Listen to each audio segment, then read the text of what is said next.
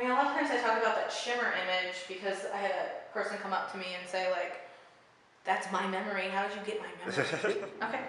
My name is Julie Jones, and I'm a artist photographer living in Dayton, Ohio. I actually grew up in the area. I grew up in a little suburb called Beaver Creek, Ohio. I attended undergraduate at the University of Dayton, and then went on to graduate school at Columbia College Chicago in Chicago, Illinois, where I worked for 4 years on the beginnings of this work, UMBRA, which I have displayed in the Blue House right now. So the work UMBRA, like I said before, actually started when I was in graduate school. Because my mother worked at the University of Dayton, it was kind of a situation where I had to go there for my undergraduate degree. And I was very excited about moving to Chicago because I was new scenery, new environment, new people. I was very excited to start shooting all that. And I found that I became pretty uninspired once I got into that new landscape, which was very different for me. And I became more interested in this when I would travel back home and I would remember what this place looked like or the events that happened there. It would be one way, and then when I would travel back, it would be a completely different way. Even physically, the landscape was totally foreign to me all of a sudden since I left it.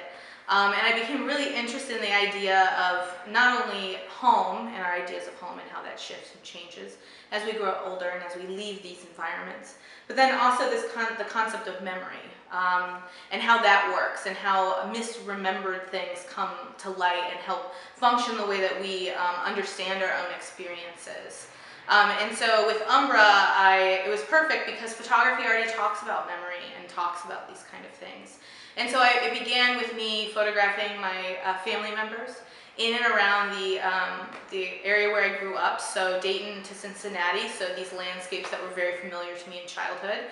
I focused in on this area and utilizing a lot of the younger members of my family because I felt like this phenomena of misremembered recollection was most visceral in childhood. We always have memories from childhood, and sometimes they're incorrectly remembered or incorrectly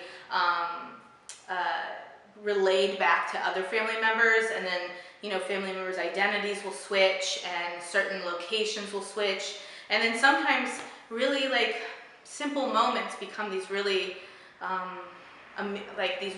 big moments or poignant moments in your life, and you can't really explain why, but you have really strong visual connections to these events, and it's not so much about the event, but it's about the visuals. I was really inspired by 1980s suburban horror films, specifically to give particular reference, so like Halloween or Poltergeist. And I grew up on these movies. They were really important to me as a child, and they kind of helped shape my own memories of my childhood in some way, shape, or form. But to kind of take it away from the personal level, those movies are about a family unit that's terrorized or haunted by some supernatural force that's unseen. And I took that idea and kind of ran with it in my artwork as well, where specifically the light and shadow begin to kind of become a stand-in for this force, whether it's a protagonistic type force or an antagonistic type force. It kind of fluctuates within the series. And I was particularly interested in that specific visual link to my work because I wanted to talk about what it was like growing up in suburbia in the late 80s and early 90s. That was kind of the crux of the American dream. And I always felt that there was more to show to that type of dream, because when you think about it, it's almost like a Kodak moment, right? The white picket fence and the brick house and the yard that went on forever, and you'd spend the summers playing. And I wanted to go and get into the more darker psychological tones of that.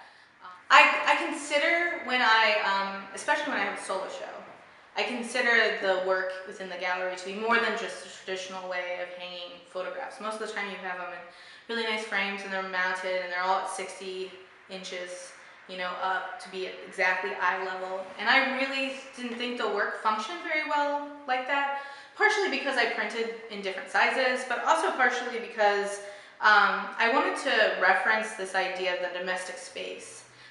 This is why the Blue House was such a great venue for this work, because it is a house, it is a domestic space, it's a modified domestic space, but that's kind of what my work is, a modified domestic space.